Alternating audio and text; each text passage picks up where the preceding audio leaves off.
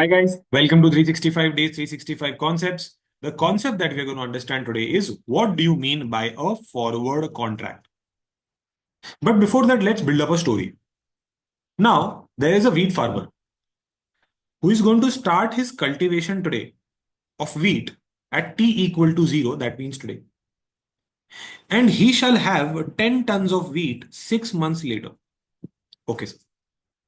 There's another person, biscuit manufacturer, who, as per his production plan for the year, will be needing 10 tons of wheat 6 months later. Okay, sir. Sir, what is the risk currently, before we start that, currently the spot price, that means the price of wheat today at T equal to 0 is 900 per ton. Okay, sir. Sir, what is the risk of wheat farmer, sir? The risk of wheat farmer is that the price fall below 900 per ton. Right. That's the risk. He has a price risk. Similarly, biscuit manufacturer has a risk that the price rises above 900 per ton. Okay, sir, they both have a risk. One of the price falling, other one of the price rising. What do, sir? They both at T equal to 0 enter into a contract where biscuit manufacturer promises to buy wheat from wheat farmer and wheat farmer promises to sell wheat to whom? To biscuit manufacturer after 6 months. Carefully see, the wheat is going to be sold after 6 months, but the contract is entered today itself. And they both have locked in a price at T equal to 0 itself, which is 1000 per ton. So, sir, how convenient it is going to be now for biscuit manufacturer, because the kind of cost he's going to incur for his raw material is going to be 1000 per ton. Sir, similarly, the wheat farmer knows that he's going to get 1000 per ton for his wheat.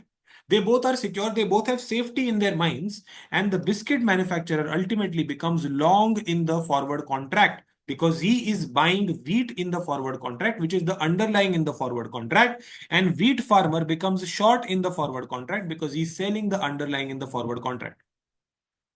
Okay, sir. Sir, what happens after 6 months, sir? What happens after 6 months, sir? After 6 months, naturally, sir, biscuit manufacturer will buy the wheat and wheat farmer will sell the wheat. Sir, but how do you calculate the gain of loss of each party?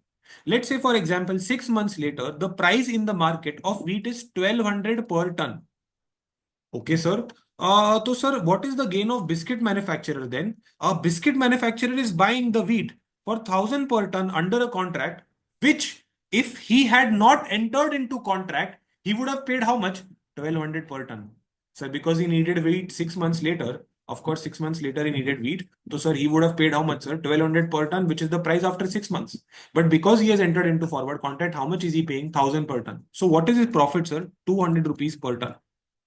Sir, but if I talk about wheat farmer, sir, what is his loss then, sir? Sir, he's selling something for 1000 per ton, where he could have gotten, had he not entered into the contract, which is forward contract, he could have gotten 1200 per ton. So hence, his loss is going to be 200 per ton. Sir, but what if the price 6 months later is actually 800 per ton? Sir, that means biscuit manufacturer is buying something at an expensive price for 1000 per ton, where if he had not entered into forward contract, he would have gotten what, sir? He would have gotten to buy the wheat at 800 per ton. So essentially, he's losing 200 per ton. And this person, which is wheat farmer, is gaining 200 per ton because he's selling something for 1000 per ton, whereas the market prices are 800 per ton. That is what is called as forward contract. Sir, what is forward contract? Forward contract is a contract whereby two parties agree to buy and sell the underlying asset in the future. Here, the buying and selling is going to happen 6 months later. And that is your definition. Was there any payment at initiation to enter the contract? No, sir. Neither wheat farmer pays anything, neither biscuit manufacturer pays anything. That is what it is. Sir, we have understood what is long and what is short, sir.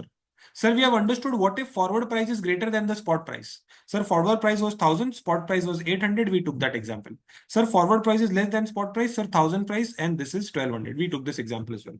Sir, it is a zero sum game, sir. Why it is called as a zero sum game? See, one person's gain is other person's loss by the exact same amount.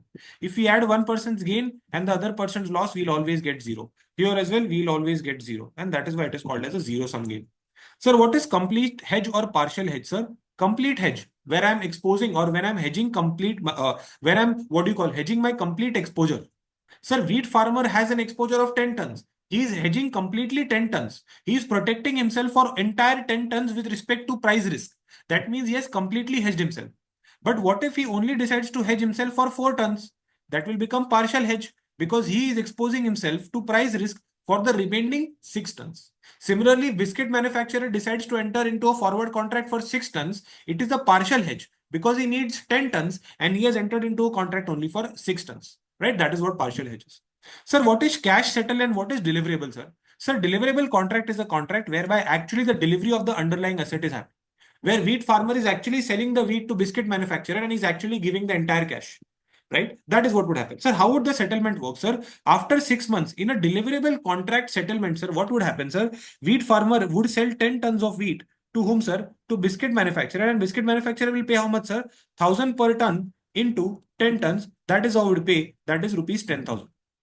Right? That is what is called as what? That is called as deliverable contract, where the settlement will happen. What? Where actual physical delivery will happen. Sir, what is cash settled deliverable? What is cash settled contract, sir? In cash settled contract, each other will give what, sir?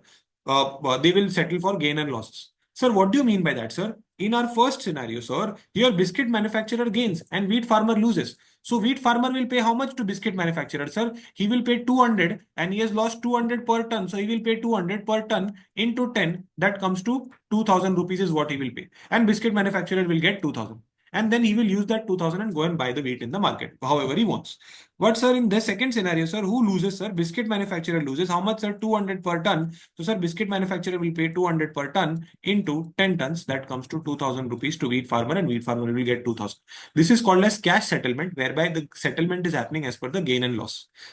Right? That was your forward contract concept. Guys, I hope you guys have understood everything. If there are any doubts, feel free to ask in the comment section. Please like, share, comment, and subscribe. And I'll see you guys another day with another concept. Bye bye.